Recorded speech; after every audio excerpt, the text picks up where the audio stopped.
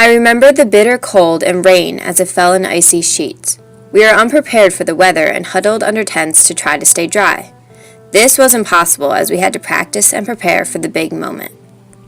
Fast forward a couple of hours and I had just completed my first course. It wasn't perfect, but decent enough. My mom and Terry, my trainer's husband, swarmed me coming out of the ring with congratulations. A little while later and we were running, almost late for the next round. My trainer Joni is trying to issue instructions and fix my pin for the collar of my shad belly. Waiting in line for my turn to shine, I half heard them announce the results from the first class and swore I heard my name first. I said to Joni, "I think they just called me for first." She said, "What? Did they really?" Going over to check, she learned it was true and brought back a beautiful blue ribbon. Now on deck, the adrenaline really starts to pump, because I know this is the one that counts, and I have a good chance. No pressure at all. The breeze on my face felt wonderful as I began my course, and it was perfect. We met every jump with flawless precision, and I began to get this euphoric feeling. Looking back, it was really weird. I zoned out for a minute and don't remember what happened, but I know I had a set number in my head for the strides between two jumps, and it didn't work out. I wasn't thinking and messed up a fence and course that could have been absolutely perfect. I felt complete and utter dejection at my stupidity, and even now, a year or so later, I still beat myself up over it. No one greeted me at the exit gate this time, and I knew my chance was over. At that moment, I was so angry and wanted to cry at the same time.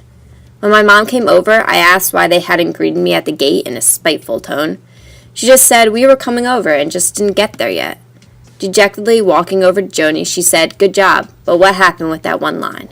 I said honestly, I have no idea, I just was not thinking.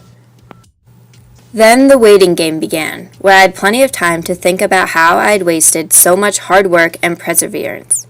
My mom kept saying, "You'll make it, and even if you don't, you still did a great job." You know how moms are. They don't understand the competitive spirit. Finally, all 70 or so people went, and I had squeezed in the cutoff for the second round in second to last.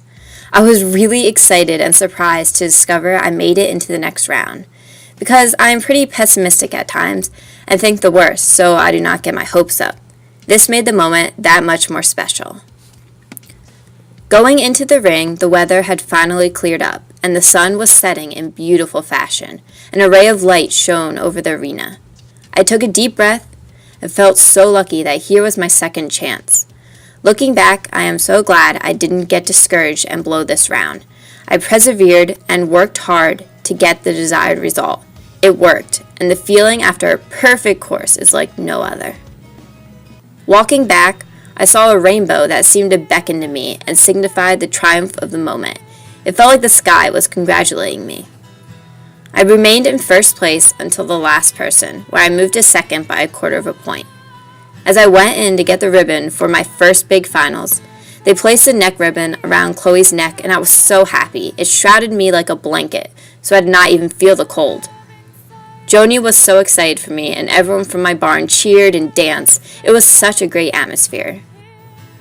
As we took the victory lap around the arena, with the sun almost down, I felt a feeling of being on high that was at this place in second over 70-plus other horses.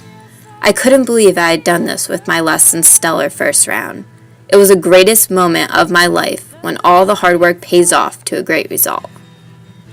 Everyone was so excited to share this moment with me as we hung up my ribbons. I gave Chloe so many treats because she was amazing.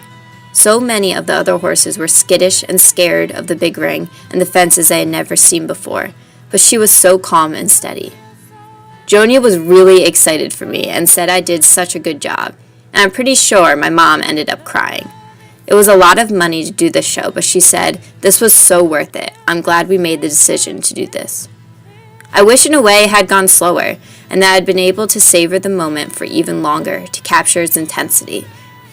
To clarify, this event was last September at a big horse show in Saugerties, New York called Marshall and Sterling Finals, which is a national finals and requires a certain amount of points to attend. Most people spend the year from the end of the last finals to the next August, showing constantly to gain points. I did not even start trying to make it to finals until the July right before it, so the odds were against me. I did only 6 to 7 shows to qualify, when many others do in the 20s or 30s. This made the moment that much more special, and is one of the driving forces that made me work so much harder to do well in that second round. Honestly, I wouldn't have cared if I had gotten second, though the ribbon and prize money was nice. I was just happy to have a great round that made all my work from the summer pay off. Things are so much sweeter to obtain when you don't give up and work your butt off to strive for them. I hope to use this experience to work harder in college when the going gets tough and to influence you to do the same.